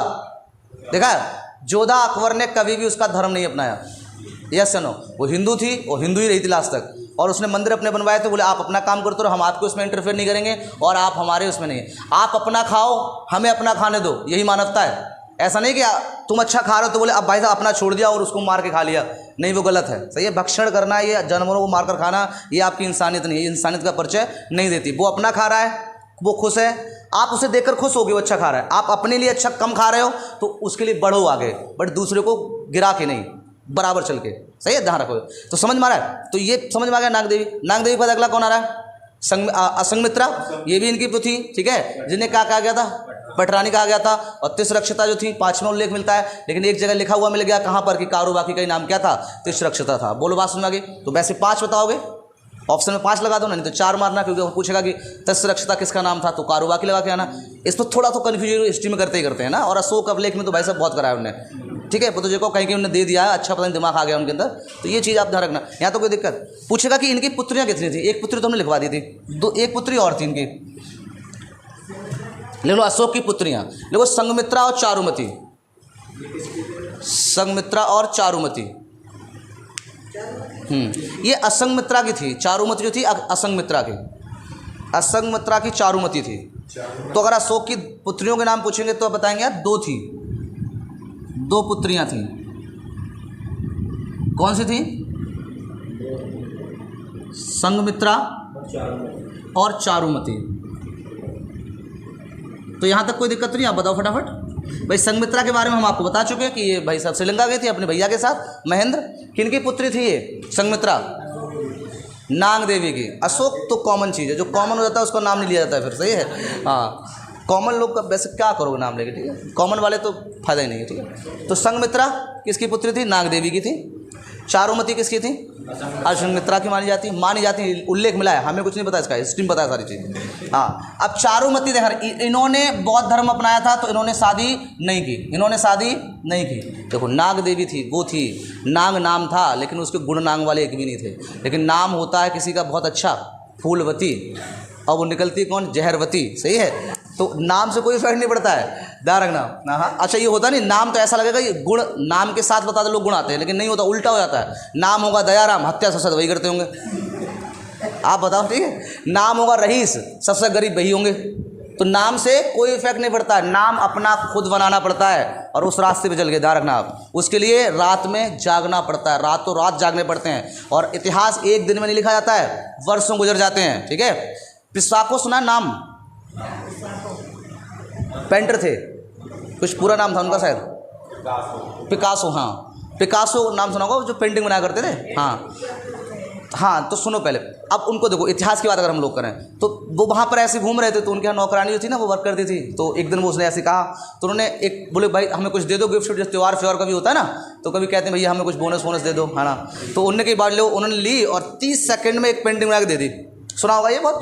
हाँ, अब 30 सेकंड में दे दी और वो चली गई। बोले कितने की है? तो बोले 50 लाख रुपए की बिक जाएगी। एक नॉर्मल भी लेके चलते हैं, बोले 50 लाख। उसके दिमाग में 30 सेकंड की 30-50 लाख, आप किसी विश्वास करोगे? नहीं भाई साहब। वो जब आर्ट गैलरी में गई तो वहाँ पर उन्होंने देखा ये किसकी है, लोग पहचान लेते थे भाई, आर्ट पहचान ली उन्होंने। बोले तो पिसाको भाई 50 लाख देंगे हम तुम्हें एक ही बार में, सही है। तो वो एकदम कन्फ्यूज हो गई, बोला भाई 50। अब वो भागती गई, बोले अब तो भाई साहब कौन नौकरानी काम करेगा, 30 सेकंड में काम बन रहा है, सही है। दोनों लौट के गए वापस, सही है। अभी और एक प्रेजेंट का एग्जाम्पल सुना देंगे आपको, ये बात सही होती है, ठीक है। आप लड़ो तो कम से कम। तो अब वो भागती आई, बोले हमें भी सिखाओ भाई, 30 सेकंड में आपने 50 लाख कमाएंगे और क्या चाहिए। तो उन्होंने कही आप गलत बात कर रहे हैं। इस 30 सेकंड जो 50 लाख की अगर आप बात कर रहे हैं ना, इस 30 सेकंड के लिए हमने कितने 30 वर्ष गुजारे हैं। क्या गुजारे हैं? 30 वर्ष। तब जाकर ये क्वालिटी हमारे अंदर आई। ये 30 सेकंड नहीं है, ये 30 वर्षों का क्या है, अध्ययन है, सही है। अगर हम लोग बात करें, अभी हमारा गोल्ड मेडल जीत के आया कौन? नीरज। तो आपको क्या लगा, वो चाहे 30 सेकंड का गेम था, वहाँ पे मान लो 5 मिनट का गेम था, तो वो 5 मिनट के लिए उसने कितने गुजारे हैं? कम से कम 35-40 साल गुजारे होंगे, जितनी भी वर्ष का वो, जब से उसने खेलना स्टार्ट किया हो, वरना 10-15 साल तो कहीं नहीं गए। कितना धैर्य रखा होगा उसने, हर दिन वो सुनता होगा इस बात को लेकर, हर दिन मेहनत करता होगा। बता रहे फ्रैक्चर था 2 महीने पहले उसका, हाथ में क्या था? फ्रैक्चर था। और कोई होता भाई साहब लेट जाता, बोले हमारी तो आर्मी की नौकरी है, हमें क्या करना है। आर्मी नौकरी था, वो नहीं था। तो ध्यान रखना, हर मेहनत के लिए आपको पहले दिखाई नहीं देगी, और जब देगी रिजल्ट ना, तो एक बार में देती है, फिर आपको स्टार बना के छोड़ती है वो, समझ में। तो कभी भी धैर्य मत हारना, लगे रहना, क्योंकि आप लास्ट मुकाम पर हो, एक कदम की बस आवश्यकता है आपको। भाई पहले से तो आप बेटर महसूस करते हो कि हमें नॉलेज पहले से ज़्यादा है, तो आप एक बार और ट्राई मारना चाहिए, लेकिन बहुत धैर्य से। यार हो, इतिहास वही बदलते हैं जो बहुत धैर्य रखते हैं। एकदम नहीं मिल जाता है कि हावड़ में आकर उड़ा दिया। भाई जैसे लोग सोचते हैं ना कि हम एक ही महीने में करोड़पति बन जाएं। जैसे मुर्गी देखा ना, मुर्गी का सोने का अंडा रोज देती थी, उनके घर वालों ने सोचा लाओ साला आज पेट फाड़ के सारे निकालने के साथ। माँ मूर्ख थे, वो भी ना मिला, सही है। तो ऐसा नहीं है, सोच के चलो इस चीज़ को। चारुमती, तो इन्होंने शादी नहीं थी, संघमित्रा ने, सही है ना। चारुमती ने क्या कर ली? शादी कर ली। क्या कर ली? शादी। तो पूछ सकता है कि चारुमती ने शादी कहाँ की थी? देखो, नेपाल के राजा देवपाल से कर ली थी। राजा थे कहाँ के? नेपाल। नेपाल के राजा देवपाल से कर ली थी। देवपाल, ध्यान रखना। तो पूछेगा कि किस पुत्री ने शादी की थी, तो आप कहोगे चारुमती ने की थी। किससे कर ली थी? तो आप नेपाल के राजा बताएंगे। किसके? नेपाल के राजा किसको? देवपाल। क्या कहेंगे? देवपाल। बोलो यहाँ तक किसी कोई दिक्कत हो तो बताओ तो फटाफट, जल्दी जल्दी। समझ में आ रही बात? जल्दी हाँ बोला करो, आगे ना। ठीक। अगर आपसे पूछे कि मौर्य काल में सन्यासियों को क्या कहा जाता था, पूछ सकता है आपसे, मौर्य काल में सन्यासियों को क्या कहा जाता था? सन्यासियों को, सन्यासी मतलब बहुत सन्यासी होंगे इस टाइम पर। सन्यासी को क्या कहा जाता था? तो जंगम कहा जाता था। जंगम, जंगम कहते थे इनको। सन्यासियों को क्या कहते थे? जंगम।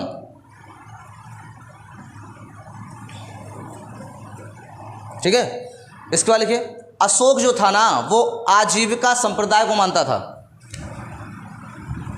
पूछेगा किस संप्रदाय को ज़्यादा मानता था? आजीविका ना बताया था, आजीवक संप्रदाय को, आजीवक संप्रदाय को मानता था। आजीविका मैं बता चुका हूँ आपको कि भाई साहब कोई प्रेशर नहीं है कि आप बौद्ध धर्म अपनाओ, है ना। किसी और धर्म के भी अगर आप हो तो आप अपना धर्म आराम से मान सकते हो और उसको चला सकते हो, ठीक है। आपको कोई मतलब नहीं है। वो यही नहीं कहता कि सर हम बौद्ध भिक्षुओं को ही रिस्पेक्ट देंगे, इज्जत देंगे या धन देंगे, सही है। लेकिन वो सभी सन्यासी जो भी लोग होते, जिसके भी आते थे, उन सबको रिस्पेक्ट देता, इज्जत देता था। इस चीज़ का उल्लेख आपको साफ साफ देखने को मिलेगा। कहाँ? जहाँ पर इसने क्या करा है, पहाड़ियों पर गुफाएं बनाई थी, वहाँ पर सबके लिए गुफाएं हैं। वो सन्यासी गुफा बोलते हैं उनको, अलग अलग करके पूछा जाता है। तो उन्होंने आजीवक संप्रदाय का जो सबसे अच्छी इनकी विशेषता मिलती है देखने को, वो कहाँ मिलती है? तो आप लिख लो इनमें विशेषताएं कहाँ पे मिलती हैं। तो पहले लिखो, पहाड़ी पर गुफा बनवाना। जो पहाड़ियों पर गुफा बनवाई थी वो सन्यासियों को रुकने के लिए बनाई थी। जैसे हम लोग आजकल जो बना देते हैं ना स्टैंड टाइप को रुकने के लिए, यात्री स्टैंड बना देते हैं ऐसे करके, हाँ, तो उसमें रहने के लिए बनाई थी। सुदामा गुफा इसी का एग्जाम्पल मिलता है। याद करो कौन सुदामा गुफा का निर्माण करवाया इसने, ध्यान रखना। कर्ण गुफा बनवाई थी, गुफा, कर्ण गुफा, सुदामा गुफा, कर्ण गुफा, चोपड़ा गुफा, ये सब इसी आजीविक संप्रदाय के एग्जाम्पल माने जाते हैं। सब इसने बनवाया था पहाड़ियों पे रहने के लिए, सन्यासियों को रहने के लिए। चोपड़ा, उसको विश्व झोपड़ी दान इसी की है ये, विश्व झोपड़ी दान, झोपड़ी। इसमें कोई भी आपका दान ले सकते हो किसी धर्म के अनुयायी को होने के लिए। जैसे कभी दान देते ना आप लोग धर्म मंदिरों में, उसमें जाके, तो उसने अलग से व्यवस्था की थी। तो ये सब आपको देखने को मिलता है किसमें, बोलो कोई दिक्कत यहाँ तक? तो ये सब आपका एग्जाम्पल मिला था किसका, आजीविक संप्रदाय का, मतलब सबको मानता था, सब धर्मों का अनुयायी था, ध्यान रखना। लेकिन मेन जो था उसका वो बौद्ध था। बौद्ध के लिए उसने कभी भी किसी से लड़ाई नहीं लड़ी और कभी किसी से जबरदस्ती नहीं करी, ठीक है। तो उनको क्या बोला जाता है, आजीवक संप्रदाय माना जाता है। क्या मतलब आजीविक, ऐसे लोग, इसको हम लोग उदारवादी भी कह सकते हैं। ऐसे लोग जो अपने धर्म को भी मानते हों और दूसरे धर्म की भी क्या करते हों, इज्जत करते हैं, तो उनको हम लोग क्या कहते हैं, उदारवादी कहा जाता है। अगर हम लोग अपनी लैंग्वेज में कहेंगे, संविधान की लैंग्वेज में, तो उसे क्या बोलते हैं, आधारवाद। भाई धर्म तो सबके अपने अपने हैं, तो हम ये नहीं कहते हैं कि या कोई और नहीं कहता है, या कोई भी हमारा जो आजीविक संप्रदाय वाले होते हैं वो ये नहीं कहते हैं। कुछ लोग आपने देखा होगा, कुछ कट्टर ज़्यादा होते हैं, कुछ कट्टर ज़्यादा होते हैं, बट कुछ बड़े बेचारे ऐसे ही होते हैं, दोनों में होते हैं। चाहे कोई धर्म हो आपका, है ना, तो उसमें क्या कहते हैं, चलो भाई इनका अपना है, हमारा मंदिर हमारा है, उनका अपना अपना है। इज्जत वो सबकी करते हैं, मानते अलग हैं, वो अलग बात है। वो नमस्कार भी वैसे करेंगे, वो वैसे भी करेंगे। बहुत सारे मुस्लिम मंदिर चले जाते हैं, बहुत सारे, मतलब कम से कम। और उसमें उसके बाद हिंदू भी कहीं मस्जिद चले जाते हैं ना, हम लोग गुरुद्वारे भी चले जाते हैं, क्रिश्चियन में भी चले जाते हैं, देखा ना आपने। लेकिन कोई मतलब नहीं उससे, वो उदारवादी होते हैं, उन्हें कोई मतलब ही नहीं भाई साहब, हमें क्या मतलब है भाई, ये भी हमारे हैं वो भी हमारे, सब एक जैसे हैं। लेकिन कुछ कट्टर ज़्यादा होते हैं, वो अपने नहीं जाते हैं, तो उनका तो मतलब नहीं। तो ये उदारवादी टाइप के थे। कैसे थे उदारवादी, बोले कोई मतलब नहीं। ऐसा नहीं कि हम बौद्ध धर्म के तो सिर्फ बौद्ध वाला बोले हमें तो भाई साहब खटकता है अगर तुम आ जाते हो तो, नहीं, खटका उन्होंने नहीं था। उन्होंने बोले तुम भाई साहब इस धर्म के, बोले हम इसको मानते, ठीक, आपको दान चाहिए ले लो, रहना है आपको रह लो, वरना कोई और क्या कहते हैं भाई यहाँ तुम नहीं आ सकते हो।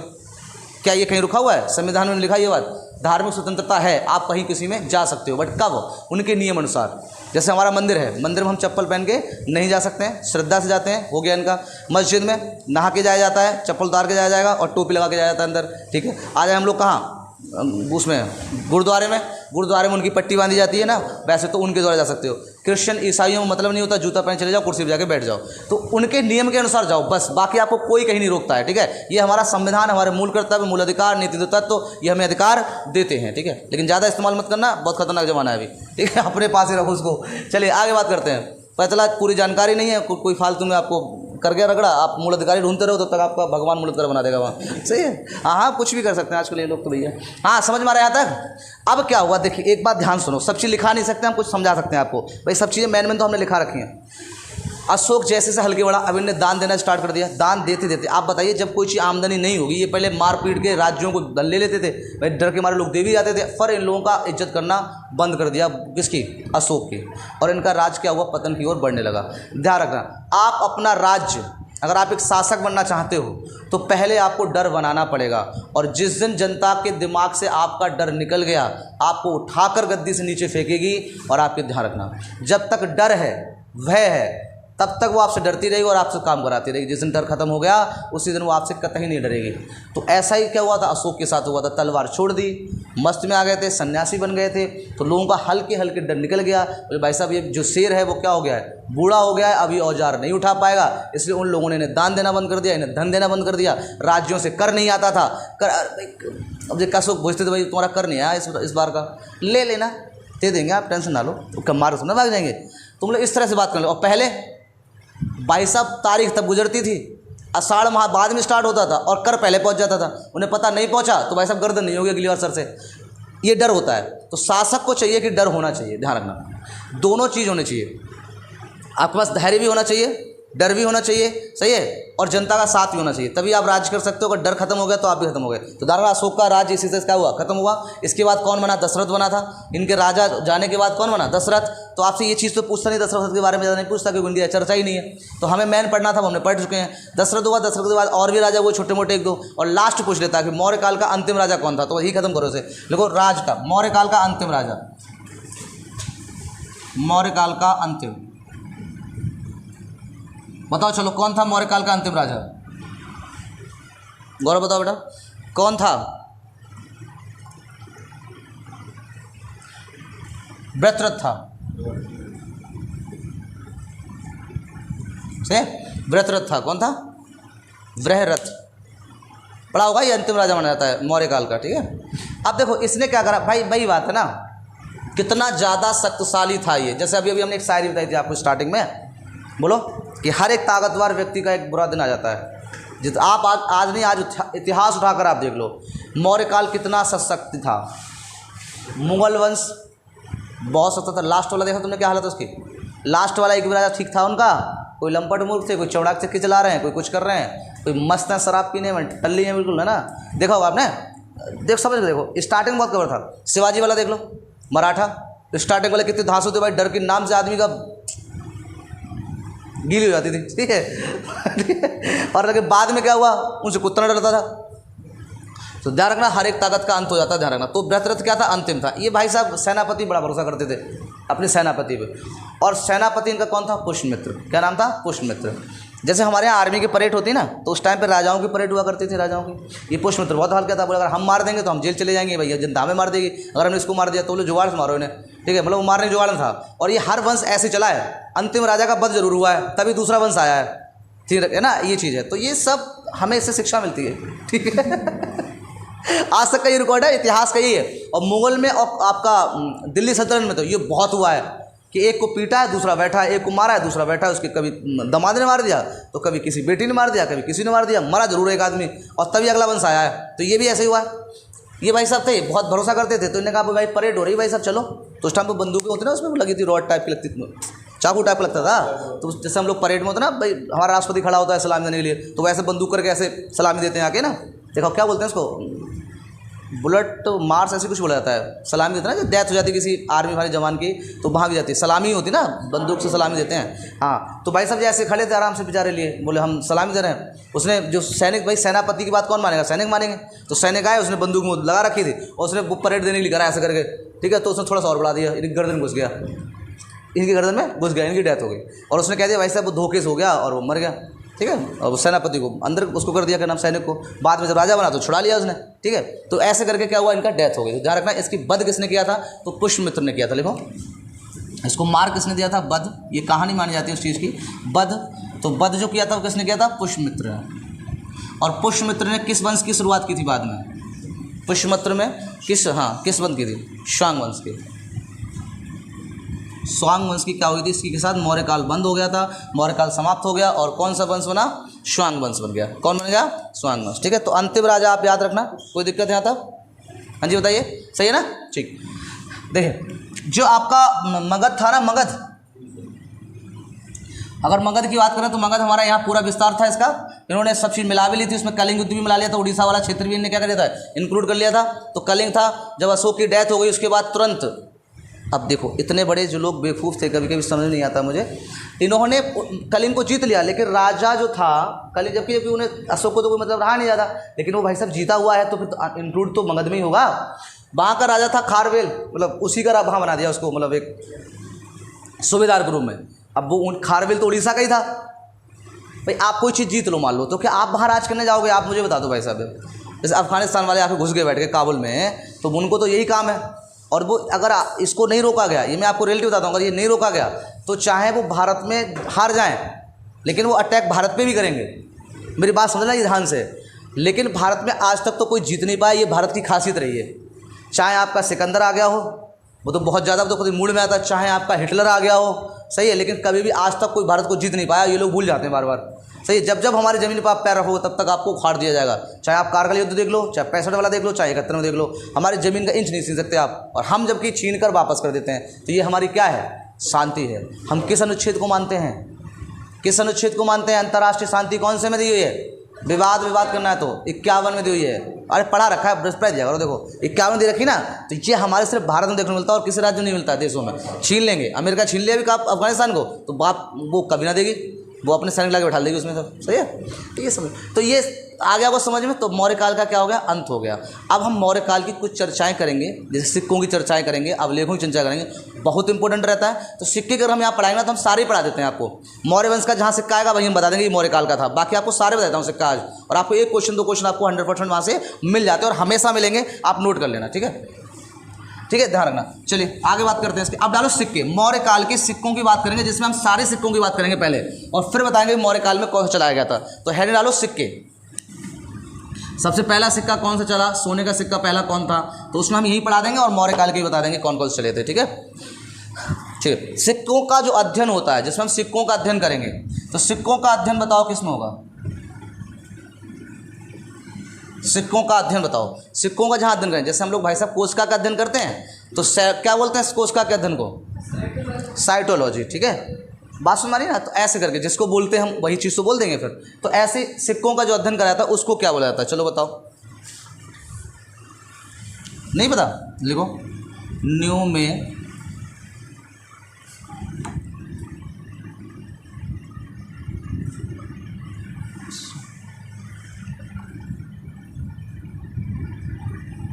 न्यूमोसोमोटिकस, ठीक है, ध्यान। तो ये आपका क्या कहलाता है, सिक्कों का अध्ययन कहलाता है। अगर पूछे सिक्कों का अध्ययन क्या कहलाता है तो आप क्या बता दोगे, न्यूमोसोमोटिकस, ठीक है, ध्यान रखना। अब बात आता है कि जो सिक्का था, मिट्टी का सिक्का सबसे पहले किसने चलाया था, सबसे पहला सिक्का चलाया गया था और वो किसका चलाया गया था, तो आप लोगों को मिट्टी का सिक्का लिखते चलेंगे, समझते चलेंगे, सिक्का।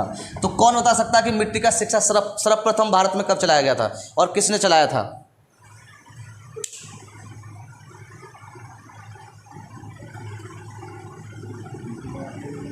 बताओ जल्दी। तो लिखो सिंधु सभ्यता के लोगों ने चलाया था, सिंधु सभ्यता के लोगों ने। तो जो मिट्टी का सिक्का था ना उसको बोलते क्या थे, तो लिखो टेराकोटा। ये जो मिट्टी का सिक्का था ना उसको बोला क्या जाता था, तो टेराकोटा। पूछेगा टेराकोटा सिक्का किसका बना हुआ था, बोलो टेराकोटा सिक्का किसका बना हुआ था, मिट्टी का बना हुआ था। कहाँ चलाया गया था सबसे पहले, सिंधु सभ्यता में चलाया गया। तो भारत में सबसे पहले चलने वाला सिक्का किसका था, मिट्टी का था, जिसका नाम रखा गया था क्या, टेराकोटा। सिक्का कुछ नहीं होता है, जो उसकी आर्थिक व्यवस्था को आप एक पहचान के रूप में यूज करते हो। और आपका जो 2000 का नोट है, अगर इस नोट को हम लोग चेंज करके कुछ और मुद्रा ले आएँ, अगर डॉलर ले आए मान लो, ठीक है, तो ये क्या है, रद्दी है। 2000 और 500 को नोट, वो 500 को नोट आपने देखोगे 1000 वाले, वो बेचारे रद्दी तो थे बाद में। आप जेब में इनको संभाल रखते हो, भाई साहब बीमार पड़ जाओगे, दवाई नहीं लाओगे, सही, पैसा, हाय पैसा, ला पैसा, जिंदगी भर करते रहते हो भाई साहब। और जब आपका अंतिम समय आता ना तो सिर्फ आपको 2 सेकंड लगते हैं, और उसके बाद कितना भी पैसा रखना, आज तक कोई नहीं बच पाया है। तो खाओ अच्छा, पहनो अच्छा, उतना संचित करो कि आपका बस काम चलता रहे हमेशा। अगर कभी ज़रूरत पड़ जाए, इतना मत पड़ो कि बिल्कुल जानवर बन जाओ पैसों के चक्कर में, सही है। इंसानियत भी कोई चीज़ होती है, उसको भी रख के चला करो साथ में, ठीक है। चलिए आगे बढ़ते हैं। तो यहाँ तक समझ में आ गया पहला सिक्का। अभी मौर्य काल का नहीं है, मौर्य काल का मैं बता दूंगा ना, अभी पहले समझते हैं सिक्कों के बारे में। जब बात सिक्कों की आई तो समझ लो, और 100% भविष्य में कभी भी एग्जाम आप देते रहोगे तो आपको सिक्का 1-2 जरूर पूछा जाता है, ठीक है। तो दूसरा लिखिए, आगे बात करते हैं। ये आपका हो गया टेराकोटा, ध्यान रखना सबसे पहले चलाया गया था, ये आपको ध्यान रखनी है। बोले यहाँ तक कोई दिक्कत तो नहीं है। अब मौर्य काल की हम लोग बात कर ले, तो मौर्य काल में लिखो कौन चलाया गया, आहत चलाया गया था। मौर्य काल का अगर लिखा जाएगा तो लिख लेना ब्रैकेट में, आहत, मौर्य काल का था ये, आहत, सॉरी, हाँ आहत था, मौर्य काल का था। जिसे पंचमार्क सिक्का कहा जाता है, इसे क्या बोलते थे, पंचमार्क सिक्का। इसका नाम जो पुकारा जाता है उसे क्या, पंचमार्क सिक्के से नाम से पुकारते थे, ठीक है। इनसे पंचमार्क क्यों कहा जाता है, देखो इस पे कोई भी लिखावट नहीं थी, जैसे आपने एटलस सुना है, एटलस एक किताब आती है, सही, उस किताब में एक भी वर्ड नहीं लिखा हुआ है। इन द सेंस वर्ड का मतलब कि जो नक्शे बने हुए हैं सारे के सारे, कोई थ्योरी नहीं लिखी हुई है कि वो लिख दे कि भारत के उत्तर में ये आपका वो है, जम्मू कश्मीर है ना, अरुणाचल प्रदेश है, ऐसा कुछ नहीं, सिर्फ नक्शे हैं टोटल। एटलस, उसे एटलस बोलते हैं। ये एटलस कुछ नहीं था, ये एक राक्षस का नाम था और उसका नाम था एटलस। उन्होंने ये कहा था, उसको एक अभिशाप मिला हुआ था कि पूरी पृथ्वी का भार तेरे सर पे रहेगा। आप एटलस करके सर्च करना कभी गूगल पे, तो वैसे पृथ्वी रख के रोका हुआ ऐसा घोड़ा जैसा लग जाएगा, ऐसे ऐसे पूरा पड़ा हुआ एटल, बस वही एटल, ऐसा किताब फिताब कुछ नहीं है। जब ये बनाई गई थी, जिस व्यक्ति ने इसे बनाया था, तो उस टाइम पर कोई चित्र नहीं था इसमें, ऊपर से कोई कवर नहीं था, तो उसने बना के दे दिया, उसने एटलस रखो इसका, क्योंकि राक्षस के नाम पर रखा गया है, पूरी दुनिया के बारे में बताया जाएगा, तो उसमें एक एटलस राक्षस था वो, ठीक है। तो जो किताब आए उस पर चित्र बाकायदा अब नहीं बना आता, लेकिन पहले सबसे पहले उसी का चित्र बन के आया था। तो ध्यान रखना एटलस क्या है, तो एक राक्षस था, ठीक है, जिसके नाम पर उसको एटलस नाम रख दिया गया था। तो ऐसे ही कौन है, ये आहत सिक्के हैं, इस पर कोई भी लिखावट नहीं थी, कोई वर्ड नहीं लिखा गया था, किसी भी लिपि में नहीं लिखा गया था। ध्यान रखना क्या था, पंचमार्क थे, मतलब मार्क थे। जैसे आपने देखा होगा बंदर छाप नील, अरे भाई साहब हंस देते हैं आप लोग, तो है नहीं देखी क्या आज तक, अभी तक चलती रही है वो बंदर छाप। और वो कपड़े जो आते थे उस पर भी था किसी जानवर का नाम आता था, किसी का कपड़ों पे भी आता था ना, छप के आता था। लोग अभी कपड़ों का नाम याद नहीं आ रहे हैं। बंदर छाप तो नील खूब देखी हम लोगों ने, तो उस बंदर छाप नील नहीं आती थी पहले, कपड़े में आते थे। अब देखो मुझे ऐसे याद नहीं आ रहे हैं, कपड़ों के नाम भी बिल्कुल जानवरों वाले थे, बिल्कुल जानवरों के नाम रख दिए गए थे। हाँ नहीं ठीक है, अभी याद नहीं आ रहा, बहुत दिन से इस्तेमाल नहीं उस चीज़ों का। अब हम लोग, अब तो ब्रांड आ गए भाई साहब, पहले ये नाम के ब्रांड कोई नहीं थे, पहले इनके छप के चित्र आया करते थे, चित्रों के द्वारा आते थे, है ना, लिखा हुआ नहीं आता था। तो ऐसे ये जो सिक्के थे, ध्यान रखना, भारत में पहले ऐसे सिक्के थे जिन पर कुछ भी लिखा हुआ नहीं था, ठीक है, जिस पर क्या थे, पंचमार्क थे। अब ये पंचमार्क किस किस के थे, मतलब किस किस जानवरों के थे, कि चित्र कौन से थे, मतलब चित्र बने हुए थे। सीधे पंचमार्क का मतलब क्या है कि चित्र, नहीं समझ में आ रहा क्या बात भाई। ये मान लो आहत सिक्का है, तो इस वजह से अभी हमारे यहाँ लिखा होता है सन इतने में, है ना, वित्त मंत्री या उसके अलग अलग साइन होते हैं। ये क्वेश्चन भी आया था, है ना, 100 के नोट पर किसके साइन होते हैं, सिर्फ एक के पर होते हैं वित्त मंत्रालय के, सही है, बाकी सबके किसके होंगे, गवर्नर के। किसको होते हैं, गवर्नर के। तो ऐसे सिक्का था ये, बिल्कुल इस पर कुछ नहीं था, और सिर्फ क्या, अभी हमारे सिक्के आते ना 1-2 रुपए वाले, उन पर भी देखो अशोक की लाइट बनी होती है ऐसे करके, लेकिन उसमें लिखावट होती है आसपास, होता ना, लेकिन उस यहाँ पर सिर्फ क्या बने होंगे, चित्र बने होंगे, बाकी कोई लिखावट नहीं होगी। तो किस किस के चित्र बने थे उसमें, ये आप नोट कर लो, आहत पे चित्र किस किस के थे।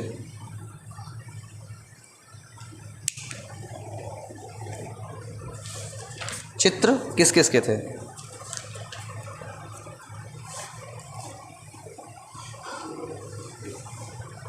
देखो, वृक्ष, सूर्य, वृक्ष, सूर्य, चंद्रमा, वृक्ष, सूर्य, चंद्रमा, जो आपके आहत सिक्के थे उन पर इन्हीं के चित्र बने हुए आते थे, और कोई लिखावट नहीं थी, ये आपको ध्यान रखना है, ठीक है। ये किसके बने थे, देखो चांदी के बने हुए थे, ये सब बने किसके थे, चांदी के। क्योंकि मौर्य काल का सिक्का पढ़ रहे हैं तो पूरा एकदम पढ़ना चाहिए इसको, है ना। किसके बने थे, चांदी के। इनको पर्ण कहा जाता था, दूसरा नाम क्या था इनका, पर्ण, मतलब चांदी के थे इसलिए से पर्ण बोलते थे, पर्ण बोलते थे, क्या बोलते थे, पर्ण, क्या बोलते थे। अगर पूछा जाए कि आहत सिक्के जो थे ना, व्यापक रूप से सबसे पहले किसने चलाया, व्यापारी रूप से या व्यापक रूप से, तो मौर्य काल में चलाए गए थे, लेकिन व्यापक रूप से, व्यापक रूप से, है ना, व्यापक रूप से पूछेगा तो सबसे पहले किसने चलाए थे, मौर्य वंश में चलाए थे। कितने, मौर्य में, ध्यान रखना, यहाँ तो कोई दिक्कत नहीं है। अगर पूछे चांदी में कितना इस्तेमाल किया गया था, चांदी का कितना इस्तेमाल किया गया था, तो 3/4 भाग किया गया था, 3/4, चांदी जो इसमें थी वो 3/4 थी, 3/4। व्यापक रूप से सबसे पहले मौर्य काल में चलाए गए थे, लेकिन इनका प्रचलन जो है वो बौद्ध धर्म में आ गया था। कहाँ गया था, बौद्ध धर्म में। अगर आहत सिक्कों का प्रचलन पूछेगा कि ये आहत सिक्के सर्वप्रथम आए कब थे, उस टाइम पे चल नहीं पाए थे उसमें, लेकिन इनका क्या हुआ, शुरुआत हो गई थी। ध्यान रखना, शुरुआत अगर पूछेगा कि आहत सिक्कों का सर्वप्रथम शुरुआत कहाँ से मिली है, तो बौद्ध धर्म से आप बताएंगे, कहाँ से, बौद्धियों से, कहाँ से बताएंगे, बौद्ध से बताएंगे, ठीक है। और व्यापारिक जो व्यापक रूप से स्टार्ट हो गए थे वो कहाँ हुए थे, आके मौर्य में। ये सबसे ज़्यादा प्रचलित मुद्रा रही थी आपकी मौर्य को में, सही है। तो चित्र बने थे, पंचमार्क कहलाती थी। क्यों पंचमार्क कहलाती थी, कि सिर्फ चित्रों का इनका चित्र दिखाई देते थे, उस पर कोई भी कुछ नहीं लिखा नहीं होता था, ध्यान। और व्यापार के लिए सबसे ज़्यादा यूज होते थे, ये ध्यान रखना। बोलो यहाँ तक अगर किसी बच्चे को कोई दिक्कत हो तो बता दो, ठीक है ना। बोलो समझ में आ गया ये सिक्का, है ना।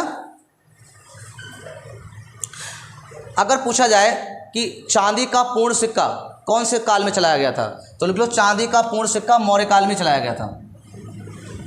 चांदी का पूर्ण सिक्का, ये पहले मिलावट थी, बाद में इसको क्या कर दिया गया था, पूर्ण कर दिया गया था। तो चांदी का अगर पूर्ण पूछा जाएगा, या धातु का पहला सिक्का पूछा जाएगा कि धातु का पहला सिक्का कब चलाया गया था, इसी में लिखना सब, धातु का पहला सिक्का धातु का पहला सिक्का। कितने लोगों को ये बात समझ में आ गई? पूर्ण चांदी का सिक्का, व्यापारिक रूप से है ना मौर्य काल का सिक्का, सब ये कौन है आपका? आहत है, जिसे पंचमार्क कहा गया, जिन पर किनके पूछ लेगा कि पंचमार्क में किनके चित्र बने रहा करते थे, तो आपको किस किस के बनते थे?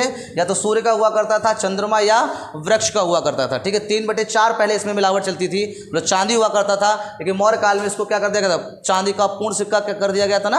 और धातु का पहला सिक्का अगर चलाने की बात करी जाएगी, कौन सा चलाया गया था, तो आप कौन सा बताएंगे? आहत। कहाँ चलाया गया था? मौर्य काल में। कहाँ चलाया गया था? मौर्य काल में। कोई दिक्कत यहाँ तक बताइए? चलिए अगली बात करते हैं। शीशे का सिक्का किन चलवाया? ये आपका मौर्य काल का डाल लिया हेडिंग बिल्कुल क्लियर करके, मौर्य काल का सिक्का। अगला अब आता है कौन? शीशे का सिक्का किसने चलवाया था? शीशा कौन ना अलग है, जो मौर्य काल था वो लिखवा दिया हमने, जो सिक्के चलेंगे ना अब सारे लिखवा रहे हैं हम यहीं पे, तो आपको काम आ जाएंगे। सही है, कोई दिक्कत तो नहीं है इतना, कुछ इसी प्रयास में। अब लेख भी ऐसे करा देंगे एक साथ, दोबारा अलग सिक्का टॉपिक कराओगे आप लोगों को। ऐसा है कि बच्चों सब आराम से पढ़ लोगे। हिस्ट्री तो हम 3-4 घंटे में दे दो, कल हमने संडे में कराया था बच्चों का EVS, वो तो सब घबरा गए, 3 घंटे बढ़ा पाए थे। सही है, आधी EVS खत्म करा दी थी कल। हाँ, वो तो बच्चे को भूख लगने लगी थी, ये ना तो हम 5 घंटे बढ़ाते, हमें कुछ बुथना है। सही, बस तुम बैठे रहो यहाँ पर, इतिहास तो एक दिन में खत्म करा डालें। शीशा EVS तुम्हारे काम ज़्यादा नहीं थे। शीशे का सिक्का बताइए, तो वो तुम्हें अलग से कराएंगे, उनका वाला दिया जाएगा, मतलब क्या टैट वाला उसमें लेके आओगे सही में, तो ऐसे तो फिर आपको अलग से कराएंगे, और उसमें करा दें तो पागल हो जाते हैं। थोड़ा जैव विविधता ही खत्म हो पाएगी, वही तो आती है ज़्यादातर, जैव विविधता में आएगा सारा। हाँ,